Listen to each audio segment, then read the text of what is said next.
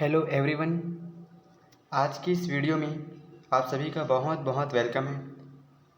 दोस्त, हमने अपनी पिछले वीडियो में अक्षीय स्थिति और निरक्षीय स्थिति की परिभाषा और अक्षीय स्थिति तथा निरक्षीय स्थिति में वैद्युत द्विध्रुव के कारण किसी बिंदु पर विद्युत क्षेत्र की तीव्रता निकालने के लिए गणितीय व्यंजक हमने पढ़ा था। ठीक है, ठीक। तो जस्ट इसी के आगे हमें एक टॉपिक है जिसे पढ़ना है। क्या है? छोटे वैद्युत द्विध्रुव के कारण किसी भी बिंदु पर विद्युत क्षेत्र की तीव्रता ज्ञात करना, ये हमें पढ़ना है ना। छोटे वैद्युत द्विध्रुव के कारण यहाँ से अगर क्वेश्चन आएगा तो इसी फॉर्म में आता है कि छोटे वैद्युत द्विध्रुव के कारण किसी बिंदु पर विद्युत क्षेत्र की तीव्रता के लिए व्यंजक निकालिए करके। ठीक है, तो चलिए, जैसे हमने वैद्युत द्विध्रुव पढ़ा है ना, तो वैद्युत द्विध्रुव के जैसे ही क्या चीज़ है, छोटे वैद्युत द्विध्रुव भी है। ठीक ना।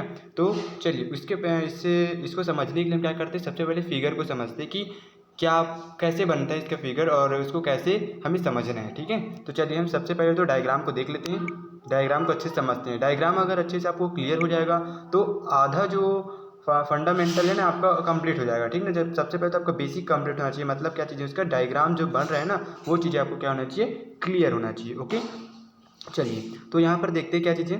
देखो, वैद्युत द्विध्रुव की बात हो रही है तो मान लेते क्या चीज़ है, आपका ये जो ए बी है ना, ए बी क्या चीज़ है, एक वैद्युत द्विध्रुव है जो कि क्या है, प्लस क्यू आवेश और माइनस क्यू आवेश से मिलकर बना हुआ है। ठीक है, ये तो हम जानते हैं वैद्युत द्विध्रुव की परिभाषा से। ठीक है, अब छोटे वैद्युत द्विध्रुव में बात ये होगी कि हमें जो वैद्युत द्विध्रुव है ए बी, उसको क्या करना है, घुमाना है। ठीक है, अब हम तो भैया इधर भी ऐसे घुमा सकते हैं और इधर भी ऐसे घुमा सकते हैं, दो तरीके हो सकते हैं, है ना। तो सबसे पहले देखो, हाँ, और हमने पिछली वीडियो में क्या पढ़ा है कि अक्षीय स्थिति में वैद्युत द्विध्रुव के कारण बिंदु P पर विद्युत क्षेत्र की तीव्रता निकाले थे। ठीक ना। तो अगर मान लो कि हम अगर इसको नहीं मतलब नहीं घुमाते, अगर मान लेते कि विद्युत द्विध्रुव को अगर हम नहीं घुमाते, है ना, तभी कंडीशन में जो P था वो इसी लाइन में होता है, ऐसे अक्षीय स्थिति में। ठीक है, इसी लाइन में होता P जो है वो। लेकिन अगर हम इसको घुमा रहे हैं, दैट मीन्स क्या चीज़, ए बी को अगर हम ऐसे घुमा रहे हैं तो बिंदु P की स्थिति क्या होगी, ये वाली होगी। डेफिनेटली यही होगी बिंदु P की स्थिति। ठीक, तो अब जब हम क्या कर रहे हैं, जब हम वैद्युत द्विध्रुव को इस दिशा में ऐसे घुमा रहे हैं, है ना, तो उसकी नई स्थिति क्या चीज़ है, A1B1 है। क्या है, A1B1 है। और A1B1 के लाइन में क्या चीज़ है, आगे बढ़ाने पर बिंदु P है जिस पर हमें विद्युत क्षेत्र की तीव्रता ज्ञात करनी है। ठीक है, अब है ना, अब क्या करेंगे, अब जो वैद्युत द्विध्रुव है ए बी, उसको हम इस दिशा में घुमाएंगे तो जिसकी स्थिति क्या चीज़ है, आपका A2 और B2 है। ठीक है, A2 और B2 है। तो इस वैद्युत द्विध्रुव के कारण, मतलब A2 B2 के कारण बिंदु P पर जो विद्युत क्षेत्र की तीव्रता होगी वो कैसे होगी। अब हमारे पास आता है क्या चीज़ है, मेन इसके डायरेक्शंस को समझना, यानी कि दिशा को समझना कि E1 की दिशा क्या है और E2 की दिशा क्या है। यहाँ पर जो E1 है वो क्या बता रहे हैं कि वैद्युत द्विध्रुव को इस तरफ ऐसे घुमाने पर जो A1B1 की स्थिति मिली उसके कारण हमें क्या करना है, विद्युत क्षेत्र की तीव्रता E1 है ना, और A2 B2 के कारण जो विद्युत क्षेत्र की तीव्रता क्या चीज़ है, E2 है। ठीक है, इतना तो क्लियर हो गया। अब हमें इसकी दिशा पहचानना है कि इसकी दिशा आखिर E1 की दिशा इस तरफ क्यों है और इस तरफ क्यों है और E2 की दिशा इस तरफ क्यों। ठीक है, देखो ये आपके पास A1B1 क्या चीज़ है, वैद्युत द्विध्रुव हो गया। मतलब हमने जो वैद्युत द्विध्रुव इसको घुमाए तो क्या हो गया, नई स्थिति जो है A1B1 हो गया। अब A1B1 के आगे ही क्या चीज़ है, बिंदु P है। तो डेफिनेटली इससे जो वैद्युत द्विध्रुव के कारण जो बिंदु P पर विद्युत क्षेत्र की तीव्रता क्या होगी, इसके जस्ट लाइन में ही होगी आगे की तरफ। ठीक है, इतना समझ में आ गया। सेकेंड टाइम में हमने क्या किया था, इस तरफ घुमाया था। ठीक है, तो यहाँ पर देखो कि जो A2 B2 है, ठीक है, अब A2 B2 वैद्युत द्विध्रुव है तो मान लेते कि इसके आगे में क्या चीज़ है, बिंदु P है। इमेजिन करो, ठीक है, जस्ट इसके आगे में क्या चीज़ है, बिंदु P है ना। तो बिंदु P है यहाँ पर, तो विद्युत क्षेत्र की तीव्रता क्या होगी, इसी डायरेक्शन में होगा, है ना। हम अभी इमेजिन कर रहे हैं कि मान लेते बिंदु P यहाँ पर है ना, तो इसकी जो विद्युत क्षेत्र की तीव्रता जो होगी कहाँ पर होगी, यहाँ पर होगी। तो डेफिनेटली यहाँ पर देखो, जब यहाँ पर आपके पास क्या चीज़ है, बिंदु P है ना, तो जो A2 B2 के कारण विद्युत क्षेत्र की तीव्रता होगी वो इस डायरेक्शन में होगी। दैट मीन्स क्या चीज़, बिंदु P पर इस डायरेक्शन में हो गया ऐसे। ठीक है, मतलब क्या चीज़ है कि जो A1B1 है उसके लंबवत क्या होगी, आपका A2 की डायरेक्शन, E2 की डायरेक्शन होगी। इतना चीज़ें समझ में आएगी कि इसकी डायरेक्शन कैसे कैसे होगी, E1 और E2 की डायरेक्शन जो है वो। ठीक है, अब जब E1 की डायरेक्शन क्या हो गया, इधर हो गया, E2 की डायरेक्शन इधर हो गया, तो आपके पास जो परिणामी तीव्रता क्या चीज़ है, यहाँ से 20 से निकल जाएगा। ठीक है, और हम मान लेते हैं क्या चीज़, हम मान लेते हैं कि जो परिणामी तीव्रता के साथ E1 और E2 जो है वो अल्फा एंगल बना रही है। क्या बना रही है? अल्फा एंगल बना रही है। ठीक ना, अल्फा कोण बना रही है। ठीक है, आई होप यू आपको जो डायग्राम है, फिगर है, वो आपको अच्छे से क्लियर हो गया होगा कि मैं बताना क्या चाह रहा हूँ आपको। ठीक है, चलिए अब हम जो बनाए हैं उसी के बारे में थोड़ा सा क्या करते हैं, लिखते हैं। लिखते कैसे हैं इसको देखो, जैसे माना क्या चीज़ है आपका ए बी जो है वो वैद्युत द्विध्रुव है। ठीक है, माना ए बी क्या चीज़ है, एक वैद्युत द्विध्रुव है। ठीक है, जो किससे मिलकर बना है, जो प्लस क्यू और माइनस क्यू आवेशों से मिलकर बना हुए हैं। ठीक है, तथा उनके बीच की दूरी कितनी होती है, 2a होता है। तो इतना आपको लिख लिया, क्योंकि वैद्युत द्विध्रुव के बारे में बात चल रहा है, तो वैद्युत द्विध्रुव के बारे में आप जितने जानते हो उसको आपको लिखना है। ठीक है, और डेफिनेटली इसमें याद करने वाली क्या चीज़ है, जो आपने किया है वही आपको क्या करना है, लिखना है ना। अब हम ये मान लेते हैं, माना कि जो द्विध्रुव के मध्य बिंदु क्या है, O है। ठीक ना, ये द्विध्रुव है, इसके मध्य बिंदु क्या चीज़ है आपका, O है ना। O से आर थीटा की जो स्थिति से, ध्यान देना ना, बिंदु O से क्या कर रहे हैं, बिंदु O से आर थीटा की स्थिति में क्या है, कोई बिंदु P है। आर थीटा की स्थिति में मतलब क्या चीज़ है, इधर देखो थोड़ा सा, है ना, ये क्या चीज़ है आपका, वे मध्य बिंदु है वैद्युत द्विध्रुव के, ये वाले जो मध्य बिंदु है। ठीक है, यहाँ से आर थीटा की स्थिति में क्या चीज़ है, बिंदु P है, मतलब एंगल बनाते हुए क्या चीज़ है, बिंदु P है। आर क्या चीज़ है, O से लेकर P तक की दूरी R होगी। ठीक है, और ये थीटा जो है वो इस तरफ से एंगल बना रहे हैं। ठीक है, मतलब हम मान लेते हैं कि जो वैद्युत द्विध्रुव के मध्य बिंदु O से आर थीटा की स्थिति में क्या चीज़ है, बिंदु P है, जिस पर हमें क्या निकालना है, विद्युत क्षेत्र की तीव्रता ज्ञात करनी है। इतना चीज़ें आपको क्लियर हो गई होगी। ठीक है, चलिए आगे बढ़ते हैं। ठीक है, तब देखो यहाँ पर जो बिंदु P है, क्योंकि वो आर थीटा की स्थिति में है। ठीक ना, थोड़ा सा यहाँ पर रफ डायग्राम बना लेते हैं इस टाइप का, ऐसे, है ना।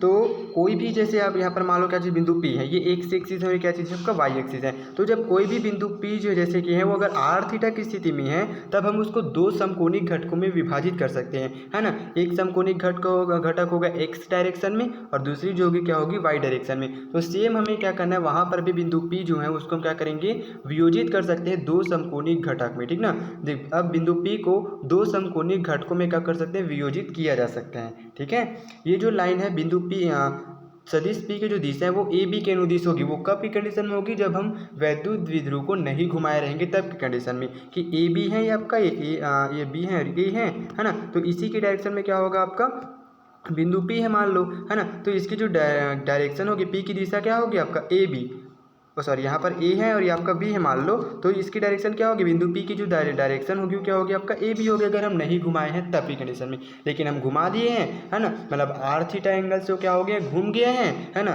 तो हम उसको क्या करेंगे, समकोणिक घटकों में विभाजित कर सकते हैं। ठीक है, अब समकोणिक घटक की बात आ रही है, तो थोड़ी सी और एक चीज़ जो है उसको समझ लेना बहुत ज़रूरी है। ठीक ना, ये देखो, जैसे अभी जस्ट डायग्राम बनाया था उसी को एक बार और देख लेते हैं। जैसे यहाँ पर देखो, ये है आपके पास, ये बिंदु P है। ठीक है, जो कि R है, और ये आपका क्या चीज़ है, थीटा की स्थिति में है। ये आपका x है और ये क्या चीज़ है आपका y है। ठीक है, तो याद रखना, जब भी कोई पिंड जो है, फिर जब कोई बिंदु जो है वो जिस एंगल से क्या करता है, मतलब जिस अक्ष से क्या करता है, वो थीटा एंगल बनाती है, उसको, उसकी घटक को हम किस में लेते हैं, कॉस थीटा में लेते हैं। ठीक है, और जिसके वो लंबवत होते हैं, ठीक ना, उसको हम किस में लेते हैं, साइन थीटा में लेते हैं। ठीक है, तो यहाँ पर देखो बिंदु P जो है वो किसके साथ एंगल बना रही है, थीटा एक्स एक्सिस के साथ, यानी कि हम उसको कॉस थीटा मिलेंगे, P कॉस थीटा होगा, है ना। और ये y जो है वो एक्स की क्या चीज़ है, लंबवत है, इसलिए हम लंबवत घटक क्या लेंगे, P की जो लंबवत घटक होगी वो क्या हो जाएगी आपका, P साइन थीटा हो जाएगा, ऐसी। ठीक है, तो सेम ऐसे भी यहाँ पर समझ, ऐसे क्या करेंगे, इसको भी समझे, बस इतना समझ लो कि जिसके साथ वो थीटा एंगल बनाएगी तो हम उसको कॉस थीटा मिलेंगे, और जिसके लंबवत रहेगा तो लंबवत घटक को हम साइन थीटा मिलेंगे। ठीक है, अब यहाँ पर आ जाओ आप। ठीक नहीं, देखो यहाँ पर ये जो बिंदु P है, बिंदु P किसके साथ बना रही है, थीटा, यहाँ पर। ठीक है, मतलब इस दिशा में क्या होगा, ये आपका P कॉस थीटा होगा। लेकिन लंबवत बात करेंगे ये वाली, तो लंबवत की डायरेक्शन में क्या हो जाएगा, वो साइन थीटा में होगा। इतना चीज़ें क्लियर होगी, मतलब हम बिंदु P को दो समकोणिक घटक में बांट सकते हैं। पहला जो है क्या चीज़ है आपका, P कॉस थीटा। ठीक है, पहला जो है वो P कॉस थीटा, किस डायरेक्शन में रहेगा, पी कॉस थीटा जो है वो इसी डायरेक्शन में, ओपी की डायरेक्शन में क्या रहेगा आपका, पी कॉस थीटा रहेगा ओपी की डायरेक्शन में। ठीक है, दूसरी जो होगी आपके पास क्या चीज़, पी साइन थीटा। तो जो पी साइन थीटा होगी वो किसकी डायरेक्शन में होगी, वो होगी ओपी के लंबवत। ठीक ना, क्या होगी आपका, ओपी के लंबवत होगी, है ना। तो ओपी के लंबवत क्या होगा, क्योंकि देखो ओपी के लंबवत ही तो होगा, है ना। जब ओपी की दिशा में ही क्या हो रही है आपका, पी कॉस थीटा हो रहा है, तो साइन थीटा भी जस्ट बताया क्या होता है, उस घटक का मतलब उस वस्तु की घटक, लंबवत घटक, यानी क्या होगा आपका, ओपी के लंबवत होगा। इतनी चीज़ें आपको क्लियर हो गई हैं। चलिए ना, तो हम दो घटक में उसको क्या कर दे, बांट दिए हैं।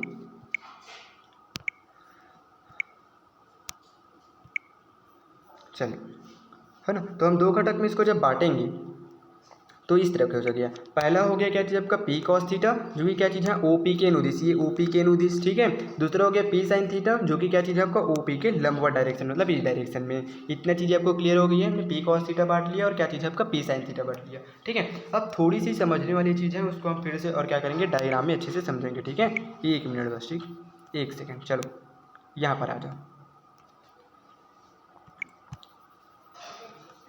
देखिए अब यहाँ पर हमने इससे पहले क्या चीज़ पढ़ा है, अक्षीय स्थिति और निरक्षीय स्थिति। ठीक है, तो जब अगर हम क्या करते हैं, ये वाली लाइन देखते हैं, A1 B1 की लाइन को देखते हैं, यानी कि OP की लाइन को देखते हैं, तो OP मतलब यानी कि A1 B1 की लाइन को बढ़ाने पर ही उसकी उसी की लाइन में क्या चीज़ है, बिंदु P है। ये कौन सी स्थिति होता है, ये होता है अक्षीय स्थिति, है ना, ये होता है अक्षीय स्थिति। लेकिन दूसरी क्या होता है, निरक्षीय स्थिति। तो दूसरी लाइन देखो A2 B2, ये वाली जो A2 B2 लाइन है ना, इसके क्या चीज़ है, लंबवत है। अगर हम ऐसे लिखेंगे अक्षीय स्थिति के रूप में, ऐसे लिखेंगे निरक्षीय स्थिति के रूप में, तो यहाँ पर जो A2 B2 के लिए जो बिंदु P होगी वो किस स्थिति में है, निरक्षीय स्थिति में। कहने का मतलब ये है कि जो OP के अनुदिश, ठीक है, ओपी के अनुदिश बिंदु P की जो स्थिति होगी वो अक्षीय स्थिति होगी, और OP के लंबवत जो होगी, ये वाली लंबवत ना, यानी कि यही तो है आपका, यहीं से यही है ना। तो OP के जो लंबवत होगी ना, वो किस स्थिति में होगा, निरक्षीय स्थिति में होगा। तो इतनी चीज़ आपको क्या होगी, क्लियर हो जानी चाहिए। ठीक है, चलिए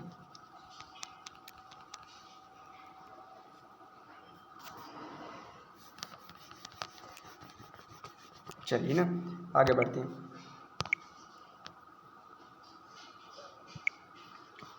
ठीक है, तो अक्षीय स्थिति और निरक्षीय स्थिति के हमें जो फॉर्मूला है वो अच्छे से क्या कर लेनी है, याद कर लेनी है, ताकि यहाँ पर हम यूज़ करेंगे तो उसको जो है वो आपको आसानी हो। ठीक है, तो देखो यहाँ पर जो घटक पी कॉस थीटा था, जो कि किसके मतलब अनुदिश था, ओपी के अनुदिश था, है ना, के सापेक्ष बिंदु पी जो है वो किस स्थिति में, अक्षीय स्थिति में, क्योंकि उसी लाइन में क्या चीज़ है, बिंदु पी है, जिस लाइन में वैद्युत द्विध्रुव है A1 B1। ठीक है, अतः इस घटक के सापेक्ष बिंदु पी पर जो विद्युत क्षेत्र की तीव्रता होगी वो क्या हो जाएगा, E1 = 1/4πε0 2p/r³ होता है।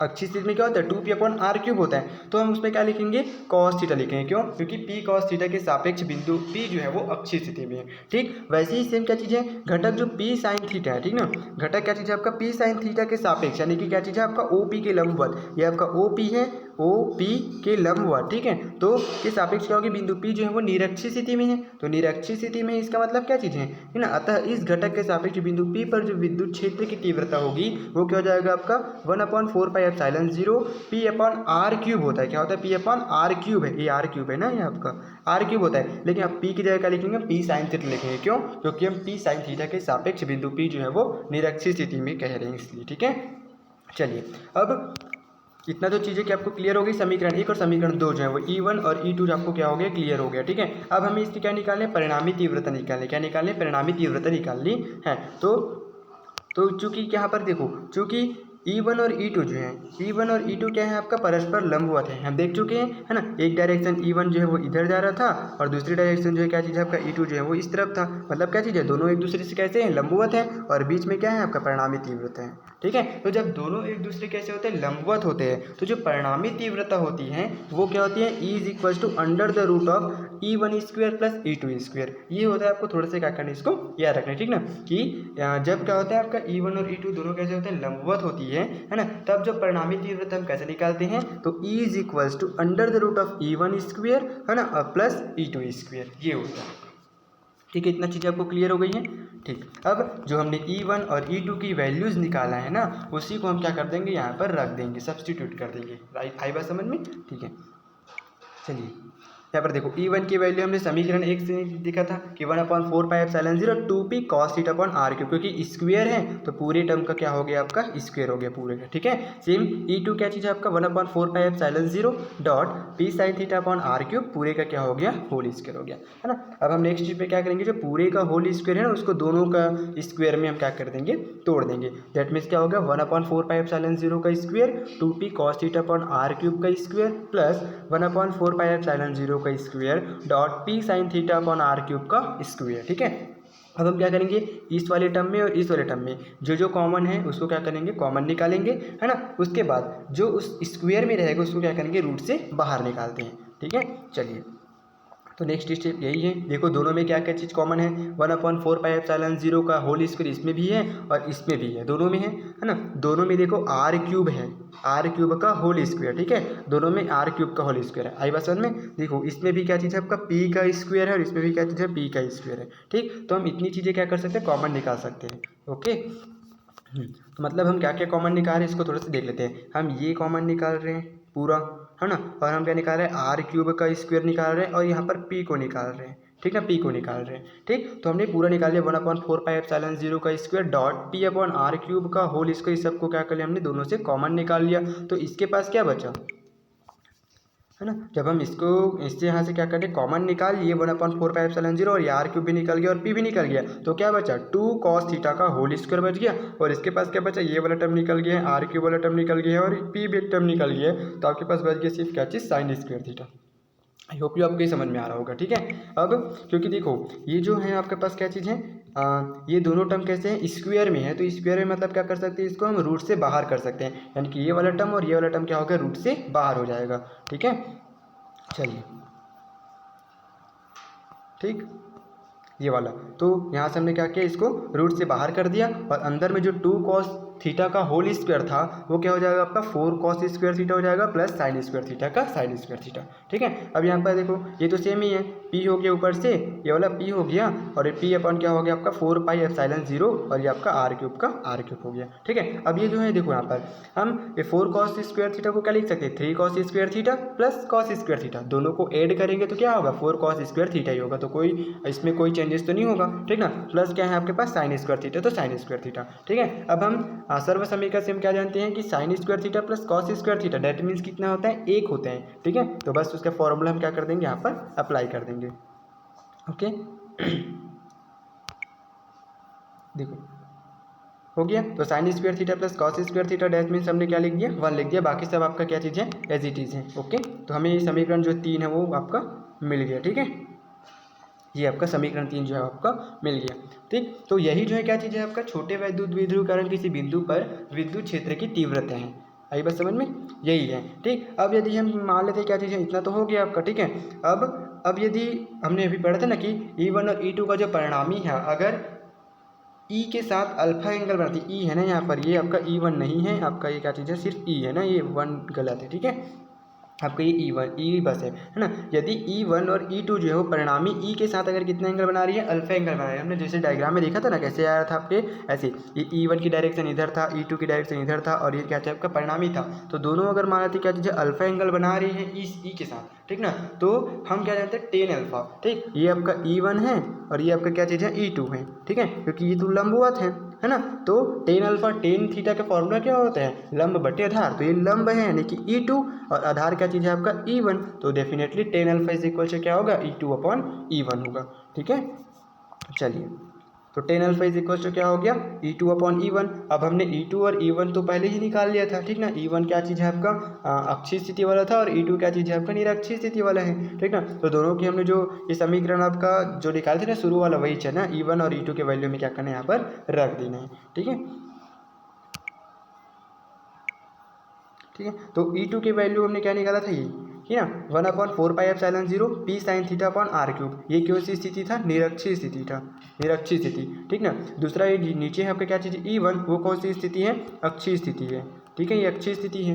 ठीक, अब जो कट रहे हैं उसको कटा देते, देखो 1/4 ये वाली और ये वाली दोनों कट गया, ठीक ना। यहाँ से आपका आर क्यूब कट गया, यहाँ से पी और यहाँ से भी पी कट गया, तो आपके पास सिर्फ बचा क्या, ऊपर में साइन थीटा बचा हुआ है और नीचे में क्या बचा हुआ है, 2 cos थीटा बचा हुआ है। दैट मीन्स क्या बचा है, 1/2 डॉट साइन थीटा अपॉन क्या है आपका, sign theta upon cos theta, ये बच गया है। ठीक है, चलिए बस फाइनली हम क्या करते हैं, अपना एंड में पहुंच चुके हैं। ठीक है, चलिए देखो, तो आपके पास tan alpha is equal to क्या मिल गया, 1/2 sine theta upon cos theta, that means क्या होता है, टेन थीटा, है ना। तो ten alpha is equal to कितना मिल गया, 1/2 टेन थीटा, है ना। ये आपके पास क्या चीज़ है, समीकरण नंबर 4 हो गया। ठीक है, अब हम क्या करेंगे, अक्षीय स्थिति में और निरक्षीय स्थिति में थोड़ी सी कंडीशन देखेंगे। ठीक है, अक्षीय स्थिति में क्या होगा, जैसे अक्षीय स्थिति में तो क्या होता है, यहाँ पर अगर वैद्युत द्विध्रुव है तो इसी के लाइन में क्या होता है, आपका बिंदु P रहता है। ठीक है, तो उस पर जो मतलब अक्षीय स्थिति के लिए बिंदु P पर जो विद्युत क्षेत्र की तीव्रता जब हम निकालेंगे, है ना, क्योंकि ये इसी लाइन में रहते हैं, that means theta is equal to क्या रहेगा, 0 रहेगा। लेकिन अगर हम निरक्षीय स्थिति में बात करेंगे तो निरक्षीय स्थिति में क्या हो सकते हैं, यहाँ पर लंबवत होती है, तो लंबवत है, दैट मीन्स क्या चीज़ आपका थीटा इज इक्वल कितना होगा, 90 डिग्री होगा। तो बस हम इस पर क्या करेंगे, यही जो कंडीशन है उसको क्या करेंगे, अप्लाई करेंगे। ठीक है, चलिए जी, तो स्थिति नंबर 1 यही बोलता है क्या, कि अगर ये क्या चीज़ है आपका अक्षीय स्थिति में है, तो अक्षीय स्थिति में क्या हो जाएगा, थीटा इज इक्वल टू 0। तब जो समीकरण 3 यानी कि जो हमने विद्युत क्षेत्र की तीव्रता निकाली थी, उसमें हम क्या कर देंगे, थीटा इज इक्वल टू क्या लिखेंगे, 0 लिखेंगे, यानी कि यहाँ पर हो जाएगा क्या चीज़, 3 cos स्क्वेयर 0 + 1, और cos 0 की वैल्यू कितनी होती है, 1 होती है। ठीक है, cos 0 की वैल्यू कितने होते हैं, 1 होते हैं। दैट मीन्स क्या हो गया आपका, ये तो सेम टू सेम है, एच इट है, अंदर बस का चेंज होगा। 3 cos 0 यानी कितना हो गया, 1, यानी कि 3 × 1 यानी 3 + 1, तो 3 + 1 यानी कितना हो जाएगा, 4, रूट में 4, दैट मीन्स क्या चीज़ आपका 2 हो जाएगा। ठीक है, तो इसका फाइनली आंसर जो होगी क्या होगी जी, ठीक ना, ये हो जाएगा E = 1/4πε0 2p अपॉन क्या चीज़ है, r³। ये हो गया आपके पास क्या चीज़, समीकरण नंबर 5, जो कि क्या चीज़ है, अक्षीय स्थिति के लिए कंडीशन भी यही अप्लाई करता है। देखो हमने अक्षीय स्थिति के लिए क्या हुआ, वैद्युत द्विध्रुव का विद्युत क्षेत्र की तीव्रता के लिए यही परिभाषा क्या किया था, आपने निकाला था, यही फॉर्मूला आपने निकाला था। दैट मीन्स ये आपका बिल्कुल क्लियर है। ठीक ना, अब स्थिति नंबर 2 देखेंगे निरक्षीय स्थिति में, कि निरक्षीय स्थिति में क्या होता है। तो निरक्षीय स्थिति में थीटा इज इक्वल टू क्या होता है, 90 डिग्री होता है। समीकरण 3 में हम क्या करेंगे, जहाँ पर थीटा है वहाँ पर क्या करेंगे, 90 डिग्री रखेंगे, है ना। तो यहाँ पर क्या हो जाएगा, cos 90 डिग्री होगा, तो cos 90 का मतलब कितना होता है, 0 होता है। दैट मीन्स ये पूरा टर्म क्या हो जाएगा आपका, 0 हो जाएगा, +1, यानी कि रूट में क्या बचेगा, 1 बचेगा। रूट में 1 मतलब क्या होता है, 1 ही होता है ना। तो दैट मीन्स इसका जो आंसर होगा वो क्या हो जाएगा आपका, ये है ना। तो E = क्या मिल गया, 1/4πε0 p/r³। आई इतना हो गया आपके पास, है ना। अब एक स्टेप और कर सकते थे, मैं इसमें शेयर नहीं किया हूँ, तो मैं थोड़ा सा बता देता आपको। ठीक ना, जैसे हमने विद्युत क्षेत्र की तीव्रता के लिए हमने निकाला, तो हमने जो है वो समीकरण 4 में देखो tan alpha is equal to भी तो निकालना है, tan alpha is equal to 1/2 tan theta. ठीक है ये भी निकाला है ना। तो यहाँ पर हम बुक में थीटा के वैल्यूज़ भी रख कर tan अल्फा की वैल्यू भी निकाला, मैंने इसे शेयर करना भूल गया, ठीक ना, है ना। तो आप लोग इसको चेक कर सकते हो, है ना। पहले अक्षीय स्थिति में क्या करेंगे, थीटा इज इक्वल टू 0 रखेंगे, है ना, और निरक्षीय स्थिति में क्या करेंगे, theta is equal to 90 degree करेंगे। ठीक है, तो जब हम क्या करेंगे, अगर यहाँ पर सॉरी मिटा दिए, जब ना tan अल्फा इज इक्वल क्या आ रहे हैं, tan alpha is equal to है 1/2 tan थीटा, इतना है ना। तो यहाँ पर अगर हम क्या करते हैं, थीटा इज इक्वल टू 0 रखते हैं, दैट मीन्स क्या होगा आपका, इसकी जो वैल्यूज़ होगी वो क्या हो जाएगा, 1/2 tan 0, और tan 0 की वैल्यू कितना होता है, 0। दैट मीन्स क्या हो गया, इसकी वैल्यू जो है वो 0 हो जाएगा। ठीक है, इतना क्लियर हो गई, किसी स्थिति में, अक्षीय स्थिति में। ठीक है, दूसरी हम देखते हैं क्या चीज़ है, निरक्षीय स्थिति में। तो निरक्षीय स्थिति में क्या होगा, निरक्षीय स्थिति में हो जाए पास क्या चीज़, theta is equal to 90 degree होगा, है ना। और tan alpha is equal to क्या हो गया, tan alpha is equal to हो जाएगा 1/2, और tan यहाँ पर क्या करेंगे, 90 डिग्री करेंगे, तो tan 90 डिग्री कितना होता है, इन्फिनिटी होता है। दैट मीन्स पूरा टर्म क्या हो जाएगा आपका, इन्फिनिटी हो जाएगा। ठीक है, तो ये चीज़ें हो गई क्या चीज़ आपका, tan अल्फा के कंडीशन में भी ना। आई होप यू ये समझ में आया होगा आपको। ठीक है, चलिए एक बार हम इसको फिर से रिवाइज कर लेते हैं कि हमें क्या निकालना है, क्या पूछा गया है क्वेश्चन में, क्या क्या निकालना है। ठीक है, चलिए